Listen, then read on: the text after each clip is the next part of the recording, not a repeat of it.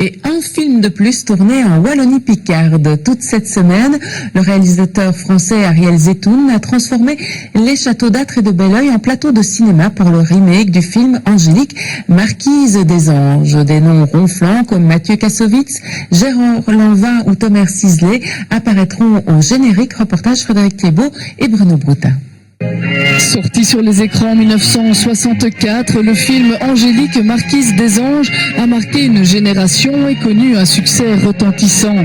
Près d'un demi-siècle plus tard, Ariel Zeytoun a décidé d'offrir une seconde vie à ce long métrage. Le tournage s'est principalement déroulé en Autriche et en République tchèque. Il s'achève cette semaine du côté du château de Belleuil.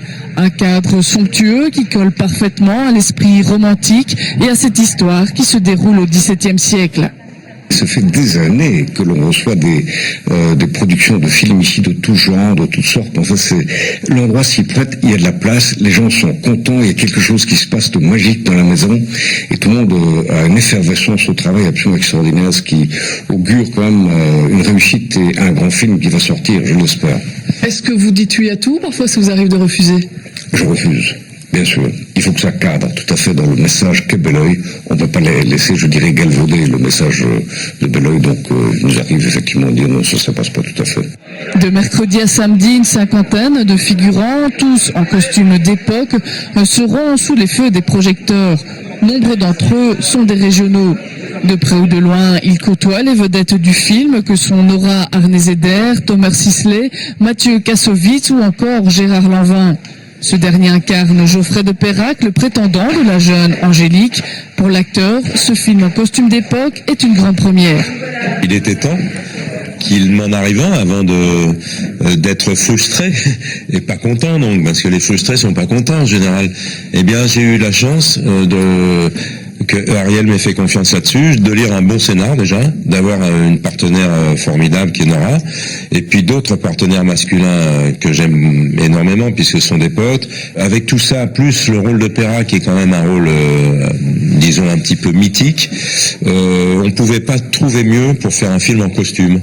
Donc on a été servi, mais grave. Donc je suis content. Le film sera fort différent de celui de 1964. Oui, je pense. Il sera moins naïf, moins puéril. J'ai l'impression que ça ressemble un peu à ce qu'on vit indirectement, nous, aujourd'hui, dans les systèmes, c'est-à-dire en politique, les affaires aussi religieuses. À l'affiche du film également, on retrouvera Alain Robert, l'homme araignée qui a pour habitude d'escalader les gratte-ciel aux quatre coins de la planète. Avant de s'envoler vers le Qatar, il s'est mesuré au mur et au toit du château de Belleuil.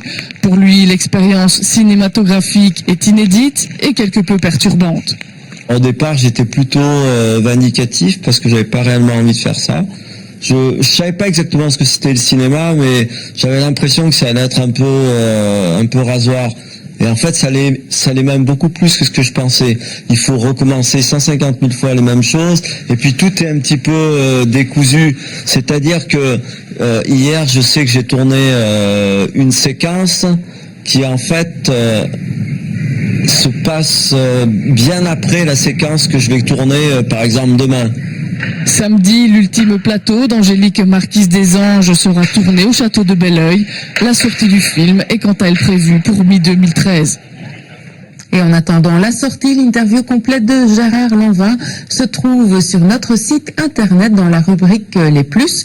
Hormis du film qu'il achève de tourner, l'acteur y parle de son amour pour le cinéma belge et du cadre du château de Belleuil. N'hésitez pas à surfer. Allez